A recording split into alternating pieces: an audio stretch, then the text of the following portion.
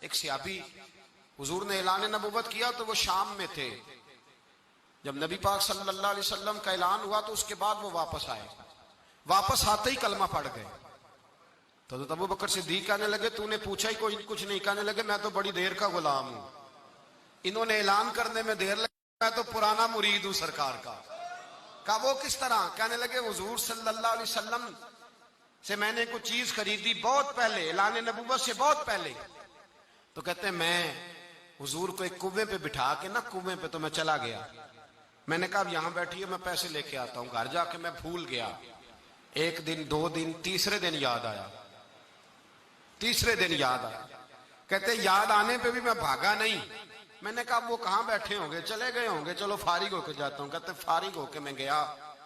حضرت سیدہ خدیجہ الکبریٰ رضی اللہ تعالیٰ عنہ کے دروازہ نور پہ میں نے دستک دی. اماں جی اندر سے بولی کون ہے دروازے پہ؟ میں نے کہا میں حضور سے ملنے آیا ہوں, محمد ابن عبداللہ صلی اللہ علیہ وسلم کی زیارت کی خاطر آیا ہوں. تو کہتے اماں جی اندر سے بولی, کہنے لگی 3 دن ہو گئے حضور تو گھر ہی نہیں آئے. 3 دن ہو گئے گھر ہی نہیں آئے. کہتے اب میں کانپا دوڑا اس کنویں پہ گیا, اور جب میں وہاں پہنچا تو اللہ کے رسول بیٹھے تھے. سرور عالم صلی اللہ علیہ وسلم نے دیکھا تو اخلاق کی وہ بلندی, وہ پہاڑ, وہ قدریں عالی. یہاں بھی جلال نہیں, یہاں بھی زبان میں ترش روئی نہیں, تلخی نہیں, کڑواہٹ نہیں. حضور نے فرمایا خیریت تو تھی, آپ دیر ہو گئی, میں پریشان ہو گیا تھا, آپ نے مجھے بڑی تکلیف میں ڈال دیا. کہتے وہ میں نے پیسے تھمائے, راتیں بھی ہوتی تو میں مصطفیٰ کو سوچتا, دن بھی نکلتا تو میں حضور کو ہی سوچتا, صبح شام میں تلاوت ہی حضور کی کرتا. کہتے ہیں اعلان نبوت کے وقت ملک شام چلا گیا, واپس آیا تو کسی نے خبر دی انہوں نے اعلان نبوت کیا ہے. میں نے کہا انہوں نے دیر کر دیا, میں تو بڑی دیر سے کلمہ پڑھتا ہوں. جو یہ اخلاقی قدریں رکھے, یہ رویہ رکھے, جس کا یہ ہمارے ہاں ایک بہت بڑا مسئلہ یہ بن گیا ہے کہ لوگ کہتے ہیں پیسہ آنا چاہیے, وہ جہاں سے مرضی آئے. ہمارے بچے نوجوان جن کے اندر خودداری ہونی چاہیے تھی, وہ کہتے ہیں مالدار عورت سے شادی کرنی ہے چاہے اس کی گاڑی کا ڈرائیور ہی بننا پڑ جائے.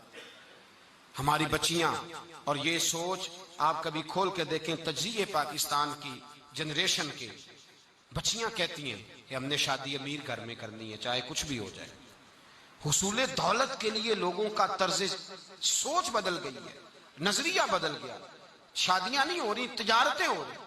اخلاقی طور پر اس قدر زیادہ قوم نیچے چلی گئی, اس قدر زیادہ. اور پھر اس سے آگے بڑھ کر ہمارا جو رویہ احسان کے معاملات میں, ہم لوگوں سے تعلق نہیں بناتے, کام لیتے. یہ بڑی اخلاق کی گری ہوئی حرکت ہے. ہم کسی بندے کو بطور ٹشو پیپر کے استعمال کرتے ہیں, سیڑھی بناتے ہیں کسی کو اوپر چڑھنے کے لیے. احسان کا بدلہ کبھی بھی ہم بطور احسان, کسی بندے سے کام ہوتا ہے تو لوگ آتے ہیں تعریف کرتے ہیں, کہتے ہیں کیا بات ہے آپ کی, میری آنکھیں ترس گئی, لیکن اس سے اپنا چھوٹا سا مطلب حل کرتے ہیں, اس کے لیے درجنوں اور بیسیوں جھوٹ بولتے ہیں, جانے کیا کیا کرتے ہیں. چھوٹا سا مسئلہ, چھوٹا سا لالچ. میرے نبی پاک صلی اللہ علیہ وسلم کسی کی چھوٹی سی نیکی کا بھی خیال رکھنے کا حکم دیتے تھے, چھوٹی سی نیکی کا. حبشہ, نجاشی حبشہ کا بادشاہ, جب مسلمان مکے سے ہجرت کر کے گئے تھے, مدینے آنے سے پہلے تو اس نے بڑی قدر کی تھی, کافروں کی سازش اور شرارت کے باوجود مسلمانوں سے نیکی کی. اس کے کچھ لوگ حضور کے پاس آئے ملنے کے لیے مدینے.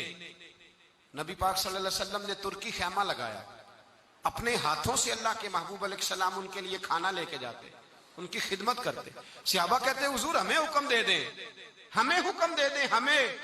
تو نبی پاک صلی اللہ تعالی علیہ وسلم فرماتے نہیں, جب میرے غلام گئے تھے تو ان کے بادشاہ نے بڑی خدمت کی تھی, ایک دفعہ خدمت کر دی, بات ہو گئی, چائے پلا دی, کھانا کھلا دیا, رہنے کو مکان دے دیا, مسئلہ ختم ہو گیا.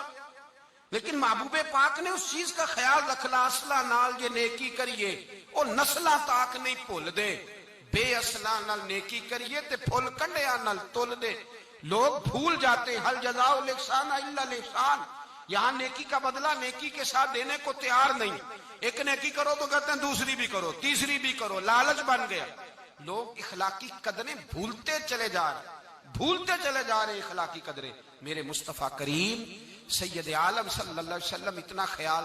صوبیہ یا سویبہ نام کی حضور کی ایک رضائی والدہ ہیں, حضور کو دودھ پلایا تھا. یہ وہی ہیں جن کو ابو لہب نے اشارہ کر کے آزاد کر دیا تھا. حضور علیہ الصلوۃ والسلام کو دودھ پلایا تھا. جب تک یہ خاتون حیات رہی دودھ پلایا تھا کچھ دیر کے لیے. اللہ کے رسول برابر تحفے بھیجتے رہے. فرماتے میری رضائی ماں ہے, میرے ساتھ نیکی کی ہے, خیال رکھا, چھوٹے سے تعلق کا بھی خیال رکھا. ٹیشو بنا لیا ہے تعلقات کو ہم نے, بس ضرورت پڑی تو کام لے لیا, بس اس کے بعد ختم. اور پھر اپنی ذات کی حد تک تو فکر ہے کہ میرے ساتھ یہ تعاون کرے, میں اس کے لیے اخلاقی رویہ کس طرح کا رکھتا ہوں. یہ ہمارا ایک جملہ میں کہا کرتا ہوں, اگر آپ کو سمجھ میں آ گیا تو فائدہ دے گا. میں اکثر کہتا ہوں حقوق لینے کی بات نہیں کرنی چاہیے, حقوق دینے کی بات کرنی چاہیے. حقوق مانگنے والا فقیر ہوتا ہے, حقوق دینے والا سخی ہوتا ہے. ہم فقیر بن کے پھر رہے ہیں, میرا حق دے دو, میرا حق دے دو. سخی بنو, کو میری خیر ہے, میرے ذمہ جس کے حق ہے مجھے بتاؤ, میں ادا کرنے کو تیار. ہمیں تو سخی بن کے نکلنا چاہیے, کہنا چاہیے بتاؤ بھائی میرے ذمہ کیا ہے. رسول کائنات صلی اللہ علیہ وسلم نہ صرف اپنی رضائی والدہ کا خیال رکھتے, تا حیات رکھا. جب وہ انتقال کر گئی, وصال ہو گیا, تو پھر میرے مصطفیٰ کریم علیہ السلام نے فرمایا ڈھونڈو ان کا کوئی رشتہ دار تو نہیں مکے میں رہتا. حضور ہیں, فرمایا ہمارا ان سے تعلق تھا تو ان کے تعلق والوں سے بھی تعلق ہے, ہم ان کے رشتوں کا بھی خیال رکھیں گے. تو بھائی اخلاقی قدریں بحال کریں, اپنے ذہن کو صاف رکھیں, سوچ میٹھی بنائیں, کسی کے ساتھ خیر خائی کا رشتہ بنائیں, کام کا رشتہ نہ بنائیں. ہم لوگ اس طرح کی زندگی گزار رہے ہیں, اس طرح کی کہ بس میری ذات ہے اور اس کے بعد پھر میری ذات ہے اور پھر میری ذات ہے. خدا مجھے ایسی خدائی نہ دے کہ اپنے سوا کچھ دکھائی نہ دے.